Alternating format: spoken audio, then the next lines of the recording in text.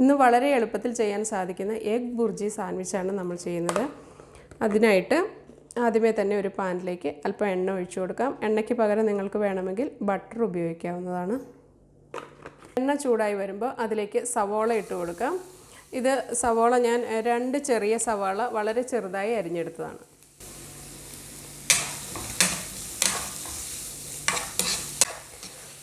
സവോള ഒന്ന് ചെറുതായി വഴന്നു വരുന്നത് വരെ നമുക്ക് വെയിറ്റ് ചെയ്യാം.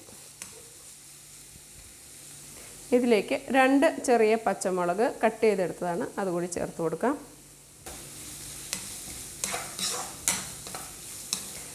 നിങ്ങളുടെ എരിവിനനുസരിച്ച് പച്ചമുളക് ചേർത്ത് കൊടുക്കാവുന്നതാണ്.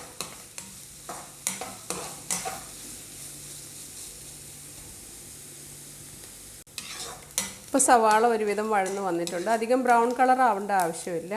ഇനി ഇതിലേക്ക് നമുക്ക് തക്കാളി ഇട്ട് കൊടുക്കാം. ഇതൊരു മീഡിയം സൈസ് പഴുത്ത തക്കാളിയാണ്, അത് ചെറുതായി കട്ട് ചെയ്തതാണ്. അതുകൂടി ചേർത്ത് നമുക്കൊന്ന് വഴറ്റിയെടുക്കാം.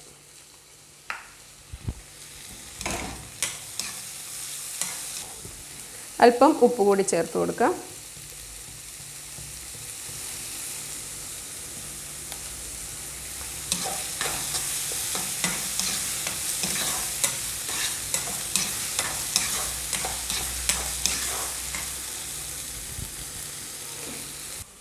ഇത് വഴന്നു വരുന്നത് വരെ അടച്ചു വയ്ക്കാം.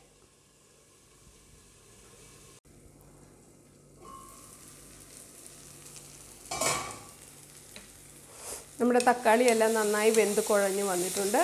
ഇനി ഇതിലേക്ക് പൊടികൾ ചേർത്ത് കൊടുക്കാം. ഞാനിത് ഇടയ്ക്ക് ഇളക്കി കൊടുത്തിരുന്നു. ഒരു 1/4 ടീസ്പൂൺ മഞ്ഞൾപ്പൊടി, 1/2 ടീസ്പൂൺ മുളക് പൊടി, പിന്നെ ഒരു 1/2 ടീസ്പൂൺ പാവ് ഭാജി മസാലയാണ്. ഇത് ഓപ്ഷണലാണ്, നിങ്ങൾക്ക് താല്പര്യമുണ്ടെങ്കിൽ ചേർത്ത് കൊടുത്താൽ മതി. ഇനി പൊടികളുടെ എല്ലാം പച്ചമണം മാറി വരുന്നത് വരെ നമുക്ക് നന്നായി ഒന്ന് വഴറ്റിയെടുക്കാം. ഇപ്പോൾ മസാലയുടെ പച്ചമണമെല്ലാം മാറിയിട്ടുണ്ട്. ഇനി ഇതിലേക്ക് നമുക്ക് മുട്ടയ്ക്ക് കൂടി ആവശ്യമായ ഉപ്പ് ചേർത്ത് കൊടുക്കാം.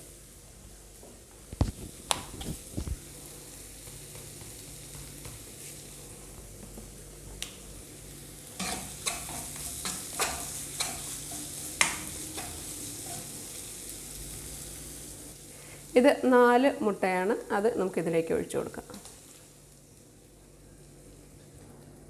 1 മിനിറ്റ് ഈ രീതിയിൽ വെച്ചതിന് ശേഷം നമുക്ക് ഇളക്കി കൊടുക്കാം. ഇപ്പോൾ 1 മിനിറ്റ് കഴിഞ്ഞിട്ടുണ്ട്. നമുക്കിനി ഇതൊന്ന് മിക്സ് ചെയ്തെടുക്കാം.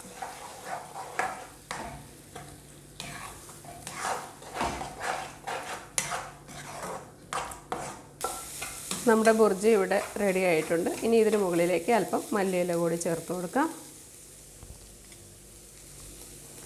നിങ്ങൾക്ക് താല്പര്യമുണ്ടെങ്കിൽ മാത്രം മല്ലിയില ചേർത്ത് കൊടുത്താൽ മതി.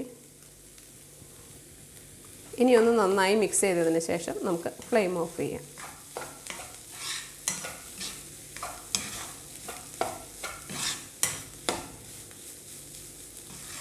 ഈ രീതിയിൽ വേണമെങ്കിൽ നമുക്ക് ചപ്പാത്തിയുടെ കൂടെയും ചോറിൻ്റെ കൂടെയും എല്ലാം കഴിക്കാനും വളരെ ടേസ്റ്റിയാണ്.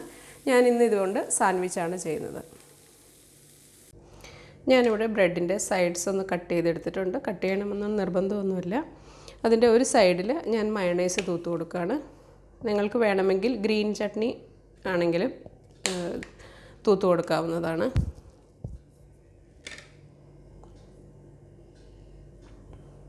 എല്ലാ ഭാഗത്തും നന്നായി സ്പ്രെഡ് ചെയ്തിട്ടുണ്ട്.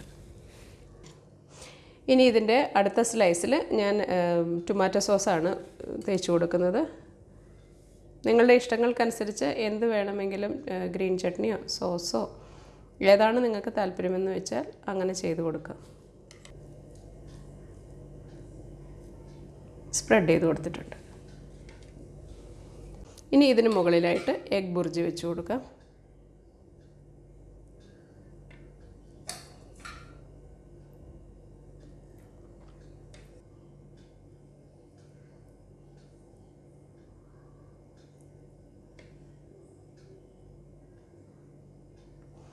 എല്ലാ ഭാഗത്തേക്കും നന്നായി വെച്ച് കൊടുക്കാം.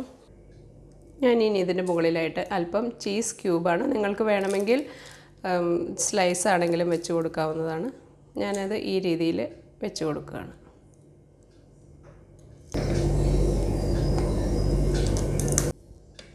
ഇനി നമുക്കിത് മറ്റേ സ്ലൈസ് കൊണ്ട് കവർ ചെയ്തെടുക്കാം.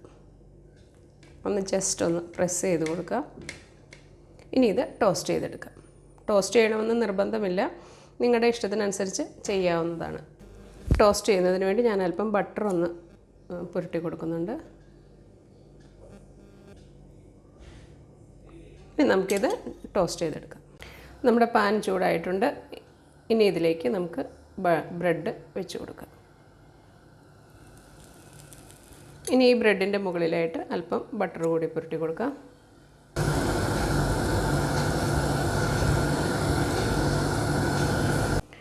നമ്മുടെ ബ്രെഡ് ഒരു വശം ആയിട്ടുണ്ട്. ഇതൊന്ന് മറിച്ചിട്ട് കൊടുക്കാം.